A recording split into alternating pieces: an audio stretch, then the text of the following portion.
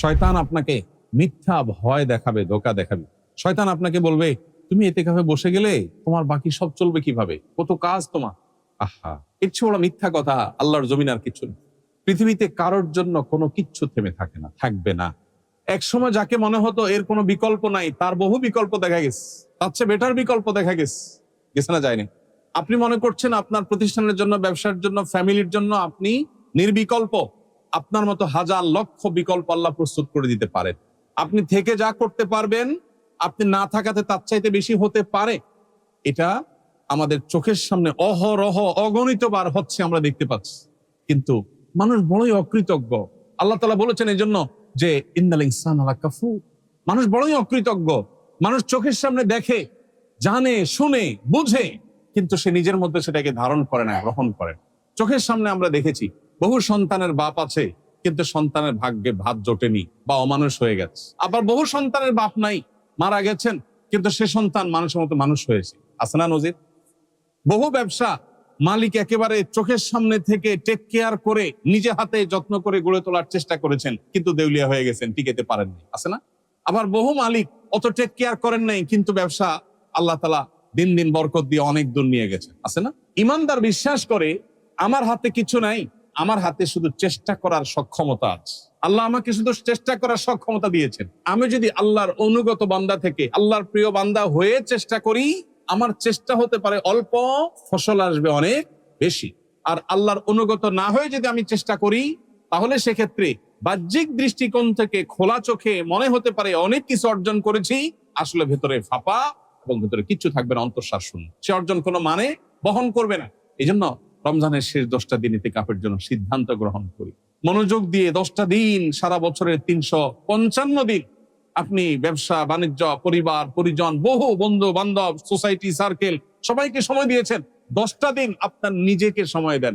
মসজিদে চলে আসেন, সম্ভব হলে নেট কানেকশন ডিসকানেক্ট করে ফেলেন এবং একান্ত প্রয়োজনের জন্য মোবাইলটা সাথে রাখেন। হাই হ্যালো কথা, প্রয়োজনীয় কথা সারার জন্য 10টা দিন মসজিদের পরিবেশে এসে আল্লাহর সাথে একটু কানেক্টেড হওয়ার চেষ্টা করেন। আমাদের মনোযোগগুলোকে নানান দিকে ডাইভার্ট করার জন্য হাজার হাজার আয়োজন শয়তান এবং তার অনুসারীরা আজ করে দিয়েছে। মনোযোগ থাকে না।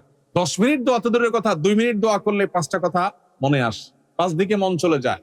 আপনার কাছে কে যদি ভিক্ষা চায়, আপনারা বললো ভাই ভিক্ষা দেন, এটা বলে মোবাইলটা বাইর করে সে মনে করেন মোবাইল টিপতেছে। কি বলেন? আপনি কি তাকে ভিক্ষা দিতে মন চাইবে? মেজাজটা খারাপ হবে না? আপনি একটা সৃষ্টি মানুষ, আপনার কাছে যখন চাওয়ার সময় সে অন্যমনস্ক হয়েছে, এটা যদি আপনার মনের কষ্টের কারণ হয়, তাহলে আহকামুল হাকিমিন আল্লাহ রাব্বুল আলামিনের দরবারে যখন আপনি দোয়া করছেন, যখন আপনি সেজদা দিচ্ছেন, যখন আপনি নামাজ পড়ছেন, ওই সময় আপনার মনে 30টা কথা মনে আসছে। আপনি অন্য জগতে বিচরণ করছেন, আপনি অন্য জগতে প্রবেশ করে গেছেন। একদিকে বলতেছেন সুবহান রাব্বিয়াল আলা, অপরদিকে আপনার মনে আছে অন্য জিনিস। একদিকে বলছেন আল্লাহ আপনি আমাকে মাফ করে দেন, আপনার মনে আসছে অন্য বিষয়। তাহলে কিভাবে আপনি আশা করেন রব্বে কারীমের কাছ থেকে এই ভাঙাচোরা, এই ত্রুটিপূর্ণ, শতদা বিভক্ত, বহুদিকে মনোযোগ চলে যাওয়া এই দোয়া দিয়ে আল্লাহর কাছ থেকে আপনি মাগফিরাত পাবেন? আল্লাহ আরহামুর রাহিমিন, তিনি চাইলে এই ত্রুটিপূর্ণ দোয়া দিয়েও মাগফিরাত দিতে পারেন। তিনি চাইলে কেউ চাওয়া ছাড়াও তাকে মাফ করে দিতে পারেন, সেটা ভিন্ন বিষয়। কিন্তু দোয়ার তো একটা আদব আছে, দোয়ার তো একটা শিষ্টাচার আছে। এই যে মনোযোগ, এই মনোযোগ আজ সোনার হরিণ হয়ে গেছে। মনে রাখবেন, শত শত হাজার হাজার লক্ষ লক্ষ কোটি টাকা আল্লাহর রাস্তায় দান করা, এটা আজকাল এত কঠিন বিষয় না। যত কঠিন বিষয় আল্লাহ রাব্বুল আলামিনকে পরিপূর্ণ মনোযোগের সাথে একটু স্মরণ করা। মাত্র 2 রাকাত নামাজ পড়ার চ্যালেঞ্জ নেন, যে 2 রাকাত নামাজ পড়বো, একটি বারের জন্য আল্লাহ ছাড়া, আখিরাত ছাড়া অন্য কোনো কিছু মাথায় আসবে না। চ্যালেঞ্জ গ্রহণ করেন, দেখেন পারেন কি। Not easy. 10-20 লাখ 50 লাখ টাকা দিয়ে দিতে পারে, কারোর কাছে পয়সা আছে, গরিব যার কাছে, তার কাছে যা আছে সবই দিয়ে দিতে পারে। মনে সে উৎসাহ আসছে, জোশ আসছে, দিয়ে দিছে। এটা যতটা সহজ, পরিপূর্ণ মনোযোগের সাথে আল্লাহর ইবাদত এত সহজ না। মনে রাখবেন, শয়তান যে জিনিসটাকে যত কঠিন করে ফেলে, বুঝতে হবে ওই জিনিসটা তত ইম্পর্টেন্ট, তত গুরুত্বপূর্ণ। আমাদের ইবাদতের মনোযোগ নিয়ে ফেলছে।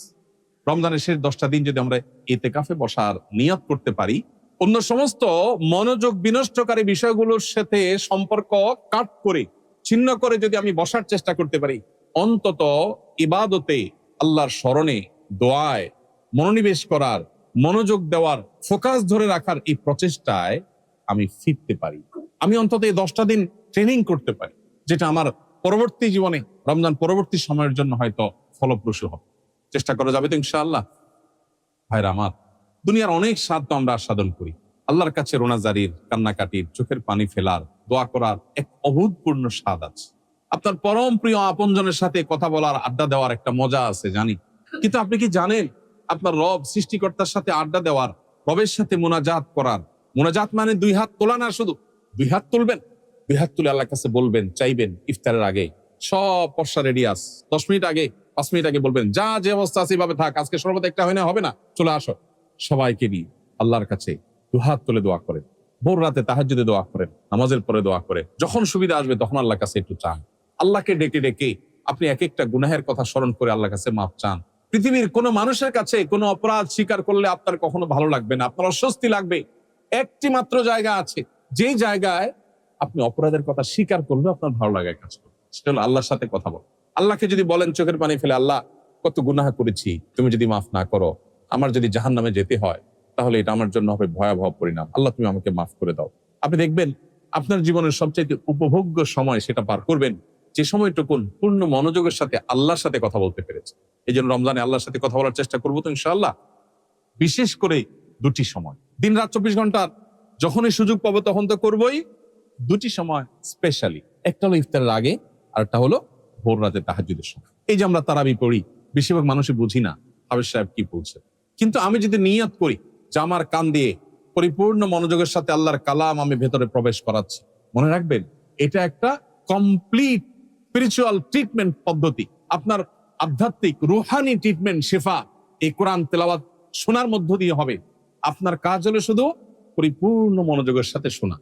এর মধ্য দিয়ে সারা বছরের আপনার চলার জন্য যে রসদ দরকার হয়, রুহানি আধ্যাত্মিক শক্তির দরকার হয়, যে স্পিরিচুয়ালের দরকার হয়, সেটা আপনি আহরণ করতে পারেন। এই জন্য ভাই, দরকার তারাবিতে মনোযোগ, দরকার দোয়ায় মনোযোগ, দরকার আল্লাহর প্রতি মনোনিবেশ, দরকার আল্লাহর জন্য চোখের পানি ফেলা। আমরা কেউ এমন আছি যে এটাই হলো আমার জীবনের শেষ রমজানের সুযোগ। মনে রাখবেন, এই সুযোগটাকে হাতছাড়া করার মতো দুর্ভাগ্য, এর চেয়ে হতভাগ্য, এর চেয়ে বড় আমাদের জন্য অভাগা হওয়ার আর কোনো বিষয় হতে পারে না। এজন্য রমজানের অবশিষ্ট সময়গুলোকে আসুন পরিপূর্ণভাবে কাজে লাগায়। আল্লাহ আমাদের সবাইকে তৌফিক দান করুন।